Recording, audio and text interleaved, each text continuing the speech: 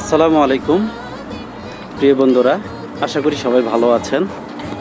আলহামদুলিল্লাহ, আপনাদের দোয়ায় আল্লাহ পাক আমাকেও অনেক ভালো রেখেছে।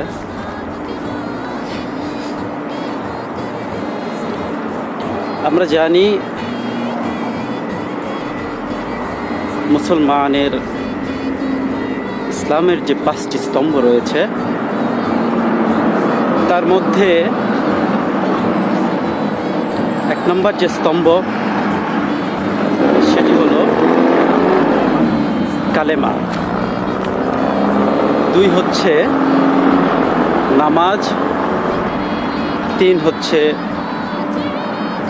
রোজা, 4 হচ্ছে যাকাত এবং সর্বশেষ যে স্তম্ভ সেটি হচ্ছে হজ। সামনে এই জিলহজ মাসের 10 তারিখে উদযাপিত হবে পবিত্র ঈদুল আধা বা ঈদুল আজহা। এই ঈদুল আধা মূলত মুসলমানদের লাস্ট যে স্তম্ভ হজ সেটির সাথে জড়িত। এই ঈদুল আধা মুসলমানরা এই দিনটিতে জিলহজ মাসের 10 তারিখে তারা তাদের হজ পালন করবে এবং তারা তাদের অন্তরের যে ত্যাগ এবং আল্লাহর রাস্তে উৎসর্গ করবে।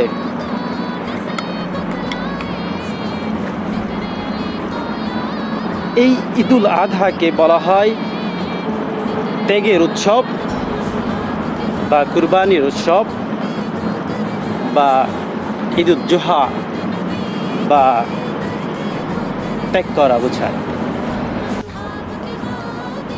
এই দিনটিতে মুসলমানেরা সকালের ফজরের নামাজ আদায় করার পর ঈদগাহ মাঠে গিয়ে 2 রাকাত ঈদুল আধা নামাজ আদায় করে নেবে। তারপর তারা তাদের সামর্থ্য অনুযায়ী তাদের প্রিয় জন্তু যেমন গরু, ছাগল, ভেড়া, মহিষ, দুম্বা, উট আল্লাহর রাস্তে কুরবানি করবে। সুবহানাল্লাহ, আলহামদুলিল্লাহ। এই ঈদুল আধার মূল যে তাৎপর্য বিষয় সেটি হলো আল্লাহর আদেশে প্রিয় পুত্র ইসমাইল আলাইহিস সালামকে আল্লাহর জন্য কুরবানি করার হযরত ইব্রাহিম আলাইহিস সালামের ইচ্ছা বা ত্যাগকে স্মরণ করিয়ে দেয়। তাই আমরা আমাদের প্রিয় জন্তুকে নিখুঁত, স্বচ্ছ, সুস্থ প্রিয় জন্তুটিকে আমরা আল্লাহর রাস্তে কুরবানি করব ইনশাআল্লাহ। আল্লাহ পাক এই ঈদুল আজহার সকল মুসলমান ভাই ও বোনদের হজ এবং কুরবানিকে কবুল করুক এবং সকল মুসলমান ভাই বোনদের হজ ও কুরবানি করার তৌফিক দান করুক ইনশাআল্লাহ। সবাইকে অগ্রিম ঈদুল আজহার শুভেচ্ছা। ঈদ মুবারক, ঈদ মুবারক।